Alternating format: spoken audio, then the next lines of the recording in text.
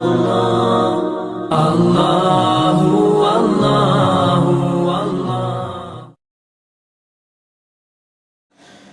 الله الرحمن الرحيم. ثم ها هنا مباحث. الأول أن الجنس وإن كان مبهما لكن الذهن قد يخلق له من حيث التعقل وجودا مفردا وأضاف إليه زيادة لا على أنه معنى خارج لاحق به، بل قيده لأجل تحصيله وتعيينه منضما فيه، فإذا صار محصلا لم يصر شيئا آخر، فإن التحصيل ليس يغيره بل يحققه. فإذا نظرت إلى الحد وجدته مؤلفا من عدة معان كل منهما كالدرر المنثورة بنحو من الاعتبار، فهناك كثرة بالفعل فلا يحمل أحدهما على الآخر ولا على المجموع، وليس معنى الحد بهذا الاعتبار معنى المحدود المعقول. لكن إذا لوحظ إلى إبهام أحدهما وقيد بالآخر منضما فيه ووصف توصيفا لأجل التحصيل والتقويم كان شيئا آخر مؤديا إلى صورة الوحدانية التي للمحدود وكاسبا لها. مثلا الحيوان الناطق في تحديد الإنسان يفهم منه الشيء الواحد هو بعينه الحيوان الذي ذلك الحيوان بعينه الناطق، كما أن العقد الحملية يفيد الصورة الاتحادية التي للموضوع مع المحمول في الخارج، إلا أن هناك تركيب خبري ففيه حكم، وها هنا تركيب تقييد يفيد تصور الاتحاد فقط.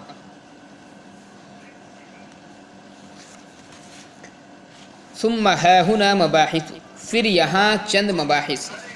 الاول ان الجنس وان کان مبہما، پہلی بحث یہ ہے کہ جنس اگرچہ مبہم ہے لیکن الذہن قد یخلق له من حیث التعقل وجودا مفردا، لیکن ذہن کبھی گڑھ لیتا ہے اس کے لیے عقلی طور پر ایک مفرد وجود، واضاف الیہ زیادتا، اور اضافہ کر دیتا ہے اس پر ایک زیادتی کا، لا علی معنی خارج لاحق بھی، اس معنی کر نہیں، اس بنیاد پر نہیں، لا علی اس بنیاد پر نہیں، انہو معنی خارج لاحق بھی کہ وہ زیادتی کوئی خارجی معنی ہے جو جنس کے ساتھ لاحق ہے، بل قیدہ لأجل تحصیلہ و تعیینہ، بلکہ ذہن مقید کر دیتا ہے اس معنی کو جنس کی تحصیل اور تعیین کے لیے. بل قیدہ، بلکہ مقید کر دیتا ہے، اس کا جو فاعل ہوگا وہ ذہن ہوگا، بلکہ ذہن مقید کر دیتا ہے اس کو لأجل تحصیلہ و تعیینہ، اس کی تحصیل اور تعیین کے لیے، یعنی جنس کے ساتھ جنس کی تحصیل اور تعیین کے لیے. منضمن الی فیہ، اس حال میں کہ وہ جنس کے ساتھ ملانے والا ہے اس معنی کو. فَإِذَا صَارَ مُحَصَّلًا لَمْ يَصِرْ شَيْئًا آخَرَ، پھر جب جنس محصل اور متعین ہو جاتی ہے تو وہ دوسری شے نہیں ہو جاتی. لم یصر شیئا آخر، وہ دوسری شے نہیں ہو جاتی. فإن التحصیل لیس یغیرہ، اس لیے کہ تحصیل نہیں بدلتی ہے جنس کو، بل یحققہ، بلکہ اس کو محقق اور ثابت کرتی ہے.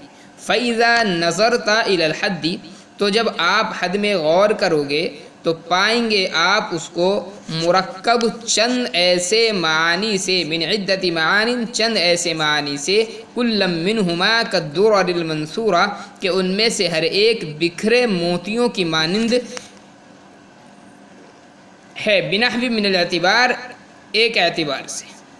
وجدتہ مؤلفا من عدت معان، کہ پائیں گے آپ ان میں وہ مرکب چند ایسے معنی سے، کل منہما کالدرر المنثورہ، کہ ان میں سے ہر ایک بکھرے ہوئے موتیوں کی مانند ہے. موتیوں کی مانند ہونے کا مطلب ایک دوسرے کا غیر ہے. بنحو من الاعتبار، بعض اعتبار سے. فہناک کثرۃ بالفعل، تو یہاں کثرت بالفعل ہے، تو ان میں سے ایک محمول نہیں ہو سکتا ہے دوسرے پر. ولا علی المجموع، اور نہ ہی مجموعے پر. ولیس معنی الحد بهذا الاعتبار معنی المحدود المعقول، اور نہیں ہے حد کے معنی اس اعتبار سے محدود و معقول کے معنی. لیکن اذا لوحد الى ابہام احدہما، لیکن جب لحاظ کیا جائے ان میں سے ایک کے ابہام کا، پھر مقید کر دیا جائے دوسرے کے ساتھ. منضمن فیہ، اس حال میں کہ اس قید کو اس میں منظم کر دیا جائے اور متصف کر دیا جائے. لأجل التحصیل والتقویم، تحصیل اور تقویم کے لیے، تو مجموعہ ایک دوسری چیز ہوگا. کان شیئا آخر، تو یہ مجموعہ ایک دوسری چیز ہوگا. مؤدیا الی الصورۃ الوحدانیۃ التی للمحدود، جو پہنچانے والا ہوگا محدود کی صورت وحدانیہ تک. وکاسبا لہا، اور اس کے لیے کاسب ہوگا. مثلا حیوان ناطق انسان کی تعریف میں، مثلا الحیوان الناطق فی تحدید الانسان، مثلا حیوان ناطق انسان کی تعریف میں. یفہم منہ الشیء الواحد، سمجھی جاتی ہے اس سے وہ شے واحد جو بعینہ وہ حیوان ہے، جو حیوان الذی جو حیوان، ذالک الحیوان بعینہ الناطق، جو حیوان بعینہ ناطق ہے. یفہم منہ الشیء الواحد، تو سمجھی جاتی ہے اس سے وہ شے واحد، ہوا بعینہ الحیوان، جو بعینہ وہ حیوان ہے، الذی ذالک الحیوان بعینہ الناطق، جو حیوان بعینہ ناطق ہے. جیسا کہ عقد حملی فائدہ دیتی ہے اس صورت اتحادیہ کا. التی للموضوع مع المحمول فی الخارج، جو خارج میں موضوع کی محمول کے ساتھ ہوتی ہے مگر وہاں ترکیب خبری ہے. الا ان هناك ترکیب خبری، مگر وہاں ترکیب خبری ہے جس میں حکم ہوتا ہے. وہاں ہنا ترکیب تقیید، اور یہاں ترکیب تقییدی ہے جو فائدہ دیتی ہے صرف طرفین کے اتحاد کا. یہاں فہنا کا، یہاں یعنی مقام تعریف میں 4 بحثیں مصنف رحمۃ اللہ علیہ نے 4 بحثیں یہاں پر ذکر کی ہے مقام تعریف میں، جن میں کچھ بحث کے اندر اعتراض کا جواب ہے اور کچھ میں کسی مقام کی تحقیق پیش کی گئی ہے. الاول، یہ پہلی بحث مصنف رحمۃ اللہ علیہ نے یہاں پر چھیڑی ہے. عبارت جو ہے مصنف نے بڑی لمبی اس کے لیے استعمال کی ہے، حالانکہ منطق کا جو ایک طرز ہے اس طرز کے حساب سے یہ عبارت بڑی لمبی مصنف رحمۃ اللہ علیہ نے یہاں پر پیش کر دی ہے.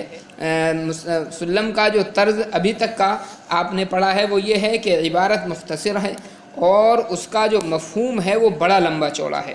یہاں پر معاملہ مصنف رحمۃ اللہ علیہ نے اس کا الٹا کر دیا ہے، عبارت بڑی لمبی چوڑی پیش کر دی ہے اور مفہوم جو ہے اس کا وہ اتنا لمبا چوڑا نہیں ہے. بظاہر دیکھنے میں بڑی لمبی عبارت محسوس ہو رہی ہے یہ، لیکن یہ مفہوم جو ہے بہت مختصر سا ہے اس کا. خیر، اس بحث میں ایک اعتراض کا جواب دیا ہے، اور یہ جو اعتراض ہے یہ امام رازی رحمۃ اللہ علیہ کا وارد کردہ اعتراض ہے. اور جواب جو دیا ہے مصنف نے وہ ایک تمہید کے ذریعے دیا ہے، جس میں اس بات کی تحقیق بھی آ گئی کہ حد محدود تک کس طرح ایصال کرتی ہے. تو گویا کہ مقصود جو ہے مصنف کا وہ تو امام رازی رحمۃ اللہ علیہ کے اعتراض کو دفع کرنا ہے، مگر اس اعتراض کے دفع کرنے میں اس کے ضمن میں ایک عمدہ تحقیق مصنف رحمۃ اللہ علیہ نے تمہیدی طور پر پیش فرمائی ہے. متن کی جو مذکورہ عبارت ہم نے پڑھی ہے، جس کا ہم نے ترجمہ کیا ہے، یہ کوئی اعتراض کا جواب نہیں ہے بلکہ اس جواب کی یہ تمہید ہے. اور جواب جو ہے اس سے اگلی جو عبارت ہے اس میں جواب دیا گیا ہے. بہرحال تحقیق جو تمہید کے طور پر مصنف رحمۃ اللہ علیہ نے یہاں پر پیش کی ہے اس کا حاصل یہ ہے کہ جنس کی 2 حیثیتیں ہیں. ایک ہے حیثیت تعقل یعنی ذہن میں آنے کی حیثیت، اور ایک ہے حیثیت تحصل یعنی اس چیز کے حاصل ہونے کی حیثیت. حیثیت تعقل جو ہے یعنی جب تک کوئی چیز ذہن میں آتی ہے تو حیثیت تعقل میں جنس ایک مبہم اور متردد شے ہوتی ہے. اس لحاظ سے ذہن میں اس کا کوئی مستقل وجود نہیں ہونا چاہیے. جیسا کہ مبہم اشیاء ہوتی ہیں اور متردد ہوتی ہیں، ان کا ذہن میں مستقل وجود نہیں ہوتا، تو ایسے ہی اس لحاظ سے ذہن میں جنس کا مستقل وجود نہیں ہونا چاہیے، جیسے دیگر متعدد اشیاء کا متردد اشیاء کا مستقل وجود نہیں ہوتا ہے. لیکن تصور چونکہ ہر چیز سے متعلق ہو جاتا ہے، اس لیے تصور جنس سے بھی متعلق ہوگا، اور تصور جب جنس سے متعلق ہوگا تو یہ جنس کو ایک مستقل وجود دے دے گا. اس اعتبار سے جنس کا ایک مستقل وجود ہے اور فصل کا الگ وجود ہے جس کو جنس کے ساتھ ملا دیا جاتا ہے. مصنف آگے فرماتے ہیں کہ جنس کو جو فصل کے ساتھ ملایا جاتا ہے، اس ملانے کا یہ مطلب ہرگز نہیں ہوتا کہ فصل جنس سے الگ کوئی خارجی شے ہے، بلکہ اس ملانے کا مطلب ہے صرف مقید کرنا، یعنی فصل کو جنس کی صفت بنانا تاکہ جنس میں تخصص پیدا ہو جائے. اور جیسے موصوف اور صفت کوئی دونوں الگ الگ نہیں ہوتے بلکہ دونوں ایک ہی ہوتے ہیں، ایسے ہی جنس اور فصل کا مسئلہ ہے کہ فصل کو جنس کے ساتھ ملایا جاتا ہے تخصص پیدا کرنے کے لیے، لیکن اس ملانے کا یہ مطلب ہرگز نہیں ہوتا کہ فصل جو ہے وہ جنس سے کوئی الگ اور خارجی شے ہے. جیسے مثال کے طور پر حیوان کے ساتھ جب تک ہم کوئی فصل نہیں لاتے تو حیوان ایک مبہم شے ہوتا ہے، اس کی تعین ہی نہیں ہو پاتی کہ کون سا حیوان مراد ہے وہاں پر. پھر جب ہم اس کے ساتھ ناطق کو ہم نے ملا دیا تو ناطق جو ہے یہ حیوان سے کوئی خارجی شے نہیں بنا، بلکہ ناطق نے محض حیوان کی تخصیص کی ہے اور حیوان ایک حقیقت محصلہ بن گئی ہے. اب ہم غور کریں کہ جب ہم اس کو حد بنائیں گے تو حد چونکہ ذاتیات سے مرکب ہوتی ہے، اس لیے بظاہر آپ کو حد میں کئی ساری چیزیں نظر آئیں گی جو بکھرے ہوئے موتیوں کی طرح علیحدہ علیحدہ ہوں گی اور ایک دوسرے کا غیر ہوں گی. جیسے مثال کے طور پر ابھی ہم نے مثال دی حیوان کی، حیوان کے ساتھ میں ہم نے ناطق کو ملایا، تو جب ہم اس کو بنا رہے ہیں حد حیوان اور ناطق کو، تو جب تک ہم ان کو آپس میں مرکب نہ کریں تو دونوں علیحدہ علیحدہ اپنا وجود رکھتی ہیں. حیوان کا وجود الگ ہے، ناطق کا وجود الگ ہے، تو اس اعتبار سے تو حد میں کثرت ہو گئی.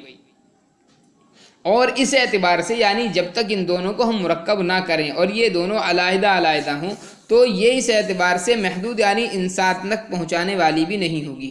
کیوں؟ اس لیے کہ انسان میں وحدت ہے، محدود میں وحدت ہے، اور حد اور محدود میں مغایرت نہیں ہونی چاہیے. محدود میں اگر وحدت ہے تو حد میں بھی وحدت ہونی چاہیے. تو اس اعتبار سے حد میں چونکہ وحدت ہو نہیں رہی، چونکہ ہم نے مرکب ان کو آپس میں نہیں کیا ہے، تو اس اعتبار سے یہ انسان تک پہنچانے والی نہیں ہوگی.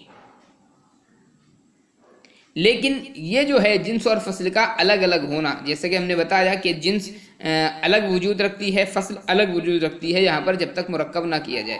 فرماتے ہیں کہ یہ حیثیت تعقل میں ہے، صرف حیثیت تحصل اور تعین کے اعتبار سے دونوں الگ الگ چیزیں نہیں ہوتی ہیں. یعنی جب فصل کو جنس کے ساتھ میں ہم مقید کر کے ترکیب توصیفی بنا لیتے ہیں تو پھر دونوں ایک ہی چیز بن جاتی ہیں. اب جنس کا وجود الگ اور فصل کا وجود الگ نہیں رہتا ہے. چنانچہ انسان کی تعریف میں جب ہم حیوان ناطق کہیں تو حیوان ناطق شیء واحد ہی ہے، اور حیوان الگ اور ناطق الگ ایسا نہیں ہوتا ہے. تو حیوان ناطق وہ شے واحد کا مفہوم ہوتی ہے. حیوان ناطق میں جو ناطق ہوتا ہے وہی حیوان ہوتا ہے، اور جو حیوان ہوتا ہے وہی ناطق ہوتا ہے. تو الغرض حد میں جب کثرت کا اعتبار کر لیا جائے تو یہ حد جو ہے محدود تک ایصال نہیں کرتی، محدود تک پہنچانے والی نہیں ہوتی، کیونکہ دونوں میں مغایرت ہو گئی. ہاں جب جنس اور فصل کا مجموعہ یہ صورت واحدہ بن جائے تو اب یہ محدود تک ایصال کرتی ہے، پہنچانے والی ہوتی ہے، کیونکہ اب دونوں میں اتحاد ہو گیا. آگے فرماتی ہیں کہ یہ چیز جو ہے بعینہ قضیہ حملیہ کی طرح ہے. جیسے قضیہ حملیہ کے جو اجزاء ہوتے ہیں موضوع اور محمول، یہ اپنا الگ الگ وجود رکھتے ہیں، مگر جب ان میں حکم کا اعتبار کرتے ہیں تو وہ صورت وحدانیہ بن جاتے ہیں. چنانچہ زید قائم میں جو زید ہے وہی قائم ہے اور جو قائم ہے وہی زید ہے. کوئی فرق دونوں میں نہیں ہوتا. اگر فرق ہے تو قضیہ حملیہ میں اور یہاں پر فرق ہے تو صرف اتنا ہے کہ قضیہ حملیہ میں حکم ہوتا ہے اور ترکیب توصیفی میں حکم نہیں ہوتا۔